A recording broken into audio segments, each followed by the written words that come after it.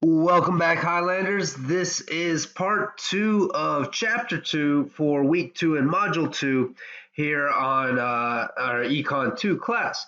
So for the last lecture video, we talked about the difference between voluntary and coerced exchanges and how voluntary exchanges create value, whereas coerced exchanges are a zero-sum game where one person wins at the expense of somebody else. We also talked about how wealth can be created through voluntary exchange. So as some people become really wealthy through voluntary exchanges, they make the world around them better. And then we talked about what makes a private property right, and then the four incentives of private property rights that tend to lead to economic progress and growth. I'm really excited for this lecture because we're going to talk about the production possibilities curve, which is your very first graph for the quarter. And I love graphs a lot. It's one of my favorite things. So I'm really excited to get started with this one. So the production possibilities curve, or PPC, outlines all possible combinations of total output that could be produced given a few assumptions. So the first thing that we're going to assume is a fixed amount of productive resources. So however many resources that are out there in the world that we know about right now, we can include those when we draw our production possibilities curve.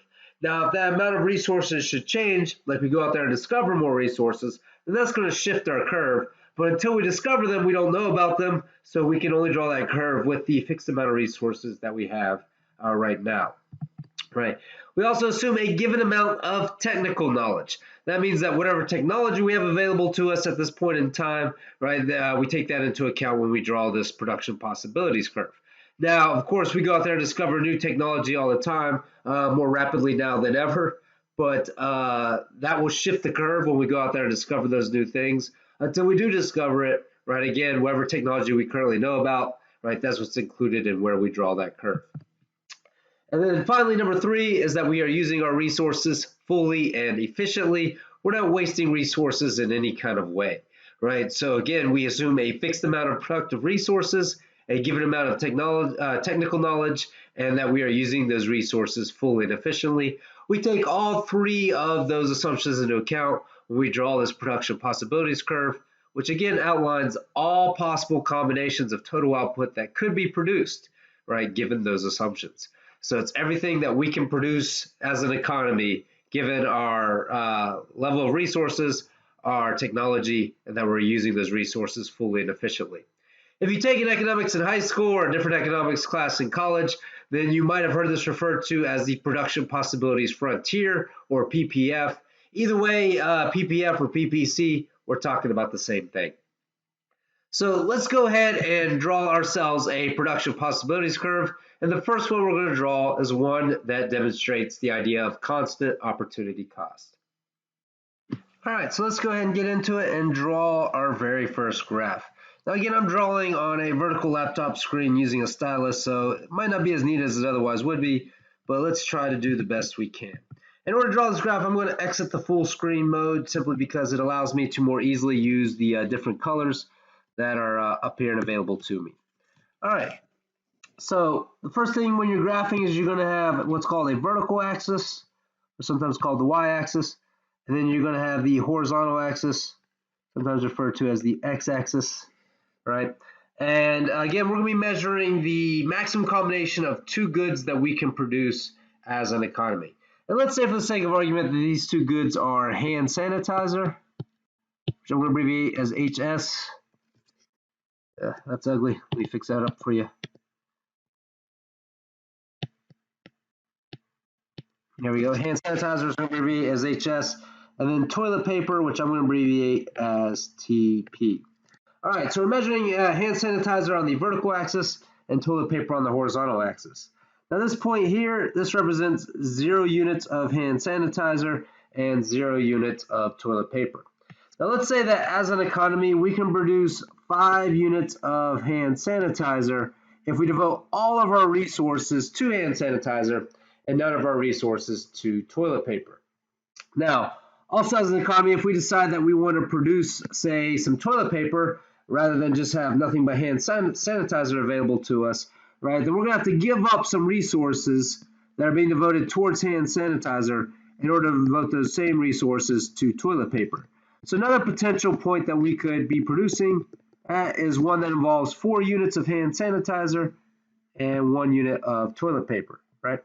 Now, we could also be producing at, say, 3 units of hand sanitizer and 2 units of toilet paper. So again, that is us taking more resources away from the production of hand sanitizer and devoting those resources to toilet paper. Now we could also have 2 units of hand sanitizer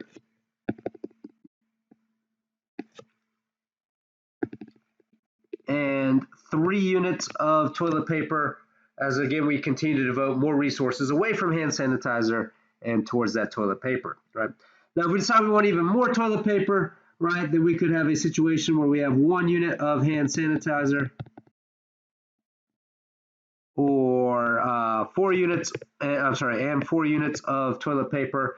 And then finally, if we decide that we're going to have nothing but toilet paper, no hand sanitizer, then it could be the case that we have, say, 5 units of toilet paper and then no units of hand sanitizer, right? So all you gotta do now is connect those dots, like you learned how to do back in your preschool class. And you have a very straight linear curve that represents our production possibilities curve, right?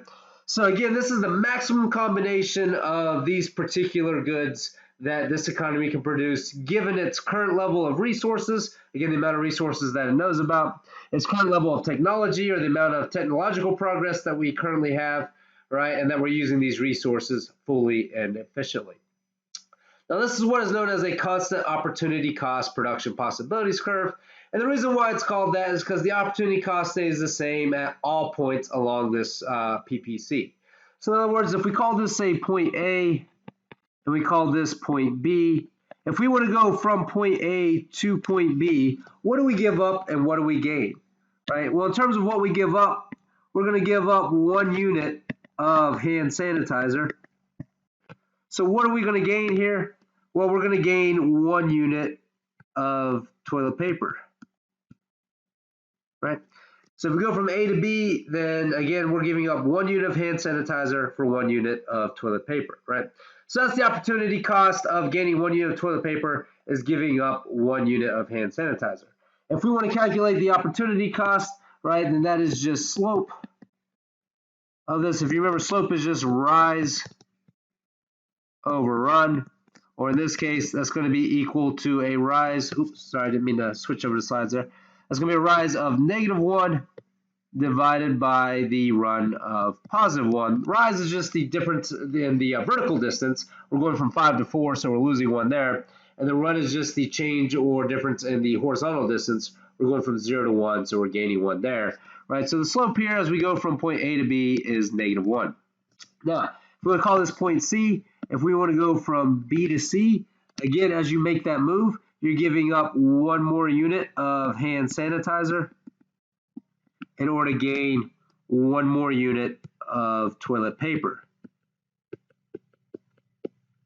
So again, it's the same, -1 over 1 equals -1, and that's going to be slope as you move all the way down this particular curve. Right, so the reason why we call this constant opportunity cost is because the opportunity cost of gaining 1 unit of toilet paper in the terms of giving up 1 unit of hand sanitizer is going to be the same all the way up and down this curve. Right, if you were to go from, say, point C to B, same story, you're going to give up 1 unit of toilet paper to gain 1 unit of hand sanitizer, and again, that's going to be constant as you go up that curve. Right, so again, constant opportunity cost is the idea that you're always going to give up the same amount of one good in order to gain the same amount of another good, right, anywhere on that production possibilities curve. So that's something that is possible, but it's kind of rare. Usually production possibilities curves aren't straight line or represent this idea of constant opportunity cost. To give you a more kind of realistic or lifelike production possibilities curve, right, we're going to take a look at what a production possibilities curve looks like when it has this concept of increasing opportunity cost. So let's go ahead and draw this one out again.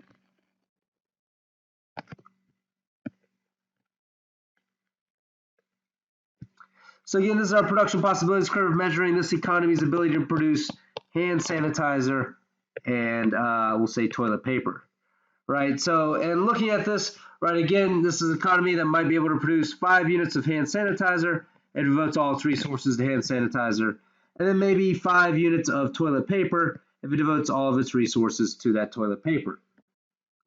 But with that in mind, instead of having a straight line, This PPC is going to be what we call bowed outward from the origin, meaning that it's going to look like kind of a quarter circle. And this represents that idea of those increasing opportunity costs. And the reason why this is much more realistic is because resources aren't necessarily perfect substitutes.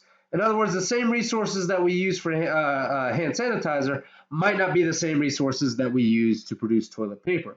So if we're going to move resources from producing hand sanitizer to toilet paper, we're going to use the resources that are best or most suited to producing toilet paper first in order to produce that toilet paper.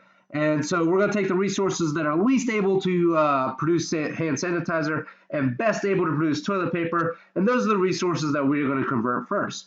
Meaning that if we were to give up, say, that 1 unit of hand sanitizer,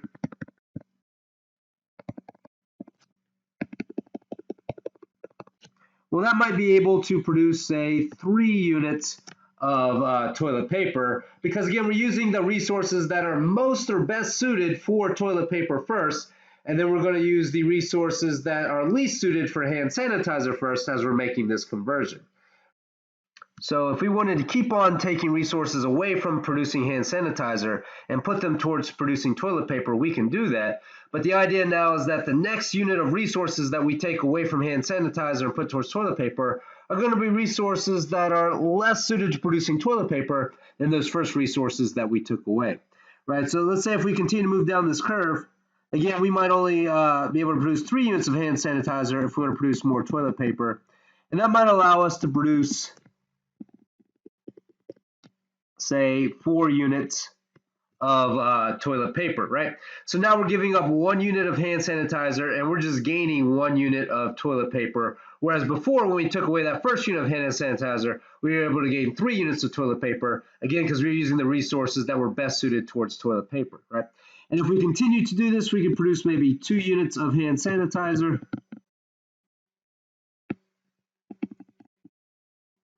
And now maybe that's 4.5 units of toilet paper. So now we're giving up a unit of hand sanitizer, only gaining a half of unit of toilet paper. And so this is what we mean by the idea of increasing opportunity costs.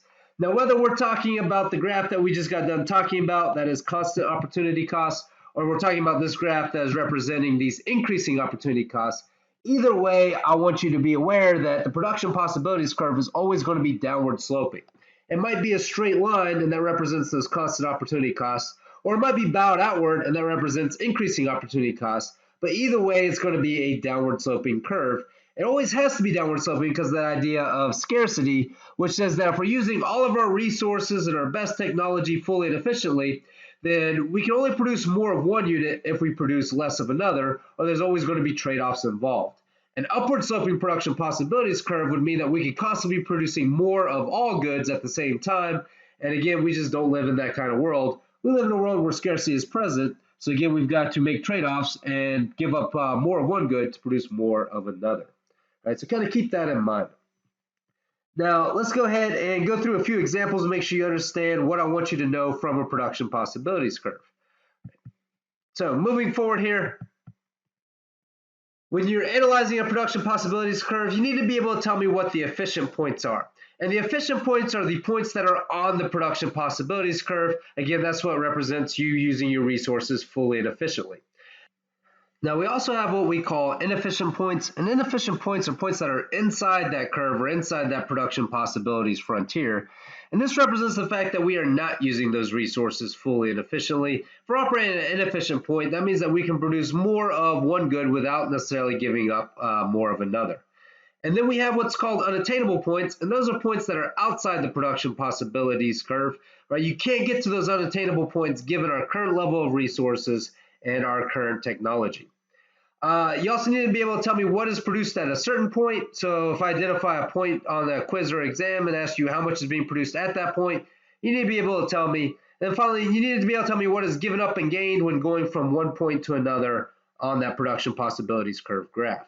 So let's go ahead and go through an example. Now for the next couple of examples, just to save both time and the pain of you watching me draw out these curves in a very sloppy fashion, I went ahead and drew them out in advance. So let's say that you are an economy that can either produce missiles or highways, right? So again, we either produce missiles or we can repair highways as what we can do with those resources. So using our resources fully and efficiently, if we want to devote all of our production to missiles, we can produce 400 missiles, but repair no highway miles. If we want to devote all of our resources to repairing highway miles, then we could repair 500 miles of highway, but we wouldn't have any missiles. Right? And then we also have a bunch of points in between. So like at point B, you can produce 300 missiles and repair 300 highway miles. At point C, you can produce 250 missiles or repair 400 highway miles. And then at point D, you can produce 200 missiles and repair, say, 450 highway miles. So again, let's go ahead and exit this full screen mode just so we can use these different colors. So I'm going to ask you now which points on this curve are considered the efficient points as I've defined them for you in that previous slide. Remember, efficient points are points on the graph, right? So for this, points that are on the curve. So for this particular graph, that would be point A, B, C, D, and E. These are all efficient points because they're on that production possibilities curve. So that's us using our resources fully and efficiently. So looking at these efficient points, it's important to note that to an economist, one point isn't necessarily better or more efficient than another. So if you're somebody who's really big into national defense spending and you would prefer to be at point A where we're producing 400 missiles but not preparing any miles of highway, right? Well, that point is considered equally efficient to point E, somebody who's much more concerned with social spending, where we're spending all of our resources producing 500 highway miles or repairing 500 highway miles, but not producing any missiles. So point A and E are equally efficient, as are points B, C, and D, because they're all on the curve. Now, if I were to ask you on the exam which points are considered inefficient,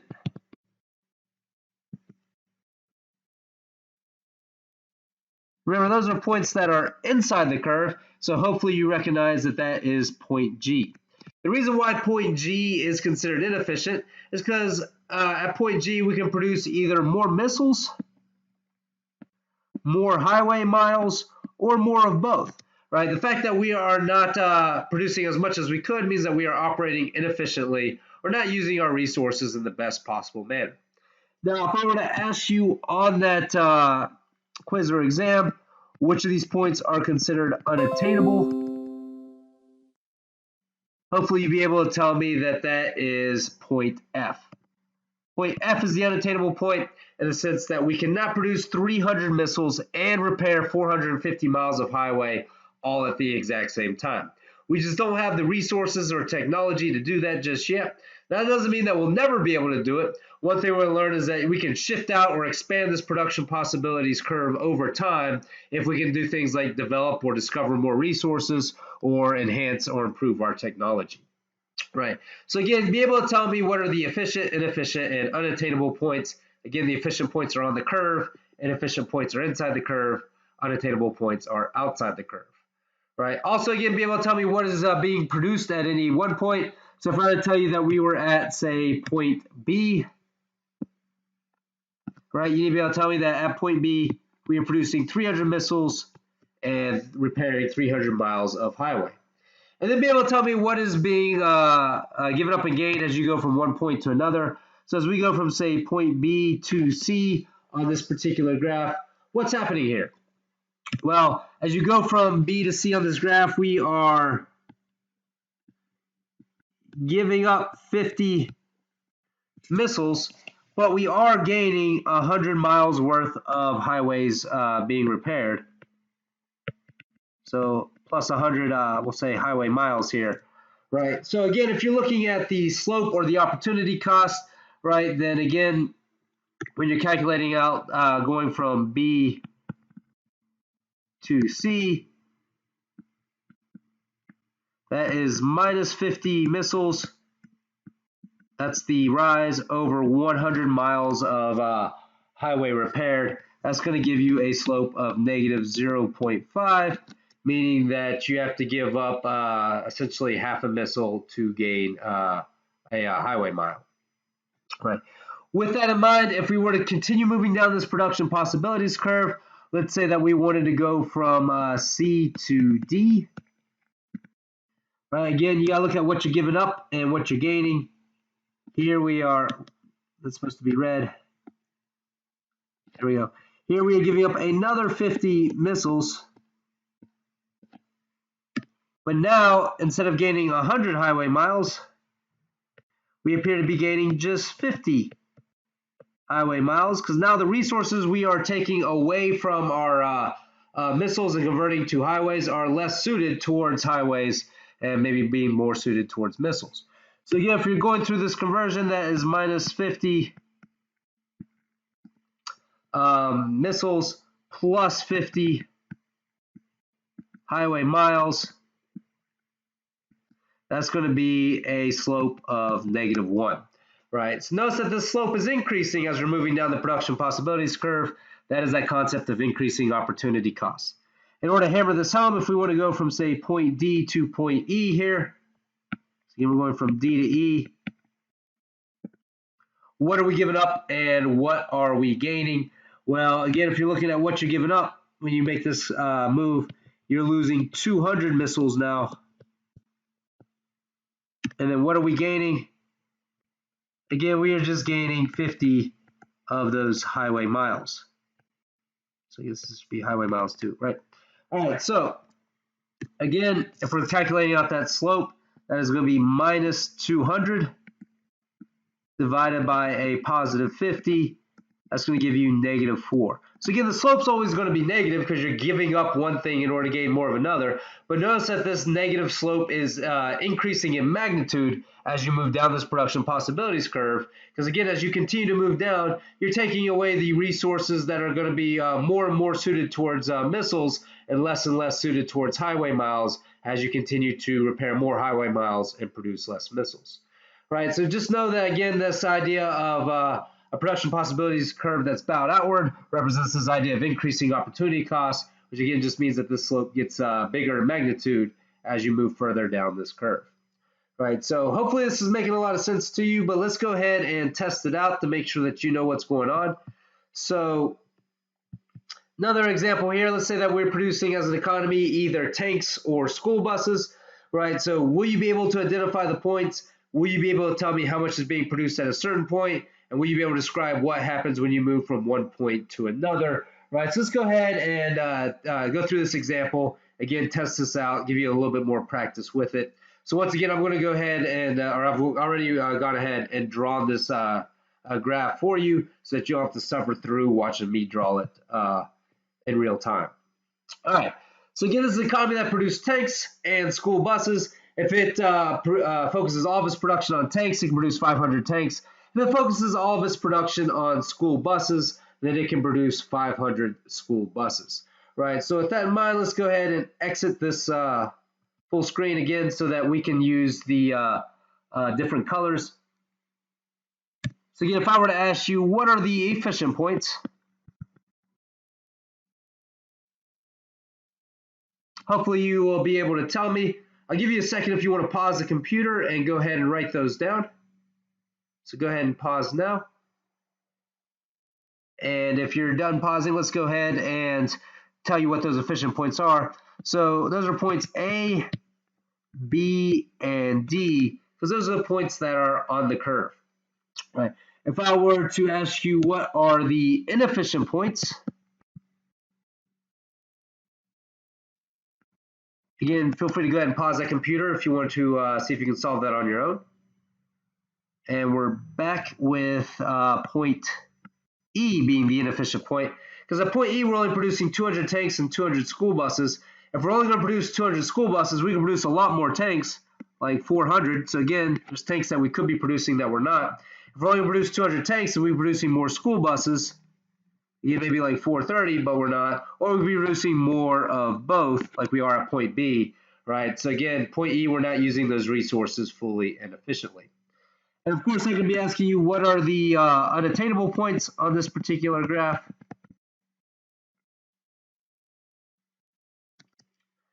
And hopefully you can tell me that the unattainable points are point C, right? Again, we can't produce 400 tanks and 430 school buses at the exact same time, or at least not yet, right? We might be able to in the future if we discover more resources or improve our technology. right? So with that in mind, let's go back to the full screen mode. Go ahead and grab a different color here. All right, so some other questions I might ask you include how much is being produced at point B? So if we're talking about point B here, right, again, I might be asking you how much is being produced at point B. Again, if you want to pause your computer to go ahead and answer that on your own, feel free to do so now. And if you want to keep on rolling, then know that at point B, we've got 300 tanks and 350 school buses that are being produced, right? Also, know what the opportunity cost is of moving from point B to point D. So if we're going from B to D on this graph, if I ask you what the opportunity cost is, I'm asking you what is given up when you go from this point to the other. Remember, opportunity cost is that highest valued foregone bundle or option that you can no longer do as you're making this choice. So as we're going from point B to D, we are giving up 100 tanks. So that is the opportunity cost of that move.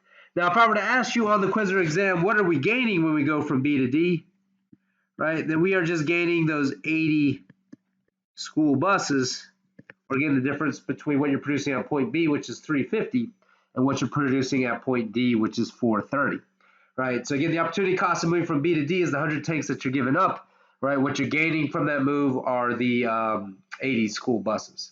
Right. So again, make sure you understand how this production possibilities curve works. Be able to answer those kinds of questions, and you should be good to go for the exam.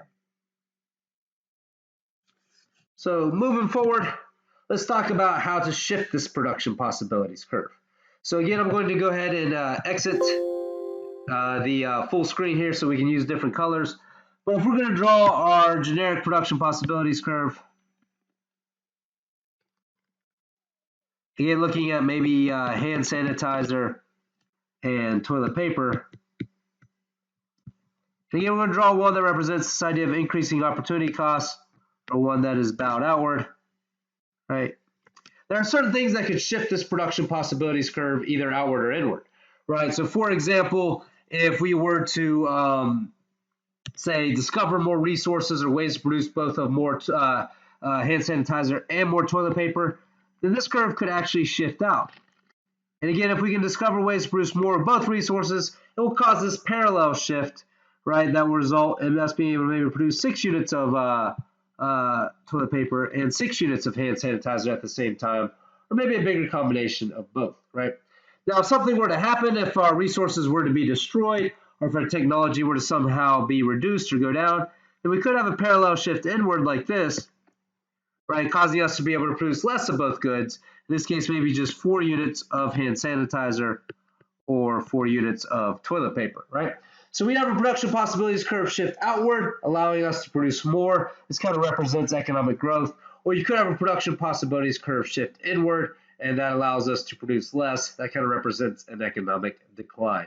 And we're going to talk about the things that shift that production possibilities curve in a minute, right? But going back to some of these other graphs, right, if we were to figure out some new and better method of producing both tanks and school buses, right, so maybe like Henry Ford comes along with his moving assembly line idea, and through that we're able to produce more of both of these items, right, and that's something that will cause this, again, increase or shift out of this production possibilities curve in such a way that makes previously unattainable points now efficient.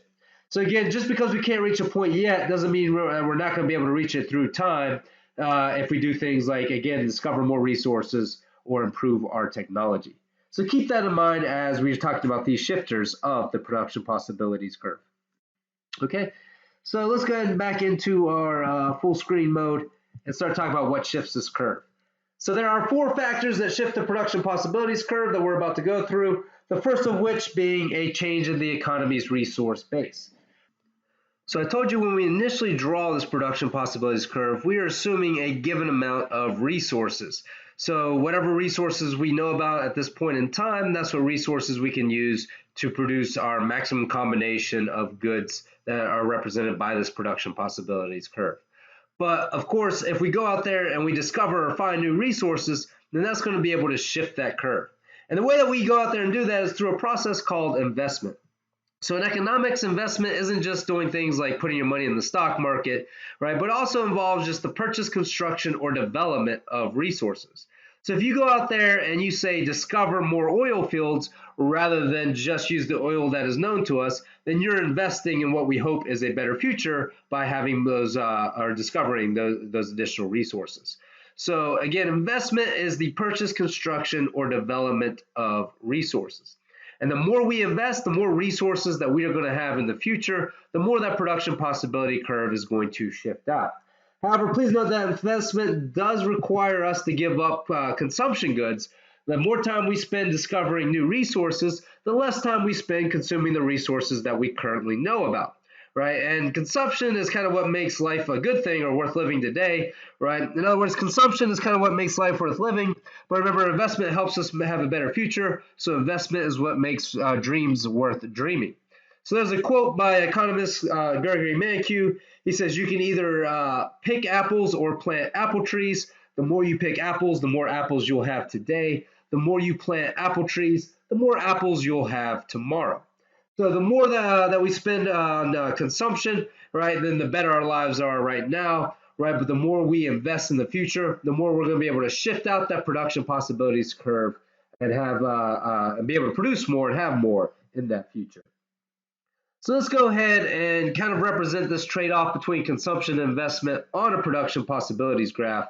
Again, we're going to exit the full screen so we can use these different colors. So again, I'm going to draw another production possibilities curve that is representing this idea of increasing opportunity costs or is bowed outward. So on the vertical axis, we're going to represent investment. And then on the horizontal axis, we're going to represent consumption.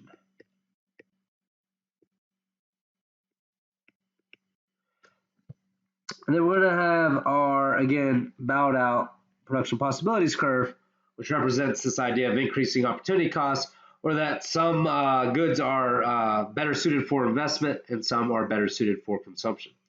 All right, now let's go ahead and consider two economies, right? So the first economy we're going to call economy A. And economy A is an economy that is investing a lot. So here's the investment level for economy A, and then here's going to be the consumption level for economy A.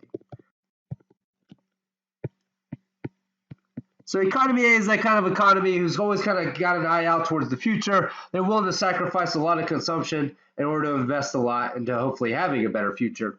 And we'll compare that with, say, economy B.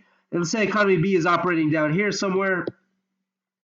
So here in economy B, right, they are consuming a lot. In other words, they're kind of balling out of control right now or having a whole lot of fun as it currently stands. Right, but they are not necessarily investing a lot for their future, just a little bit, right? So again, economy B is the economy that's having more fun now, right? They're having a good time, but they're not really investing a lot. So if I were to give you a graph like this on the exam, I might ask you which of these economies is going to be likely to grow more rapidly in the future, and hopefully you know it's the economy that is investing more, or that economy A. So if you're looking at how this production possibilities curve is going to shift, for economy B, it might shift out a little bit because they are investing a little bit, right? But not necessarily a whole lot, simply because they aren't really investing a whole lot. At least not compared to economy A. If you're to look at what economy A's future might look like, their production possibilities curve might shift out a whole lot more, looking something like this. And that's going to allow them to both invest and consume more in that future when it finally arrives. So one of the important things about investment is that if you really want to get the most out of your life, it definitely helps to invest early. The earlier you start investing, right, well, then the more money you're going to have later to both invest and consume. And a lot of you are doing that right now by getting your college education, right? If you get that college education or get that college degree sooner, like at an early age, then that's going to give you more of those higher earning years in front of you as you graduate and get that job with your degree. You're going to make a lot more money with that degree than without it, at least most people do. And therefore, by getting it early, you put those more of those higher earning years in front of you. All right, so again, it's important to invest early if you want to get the most out of that investment.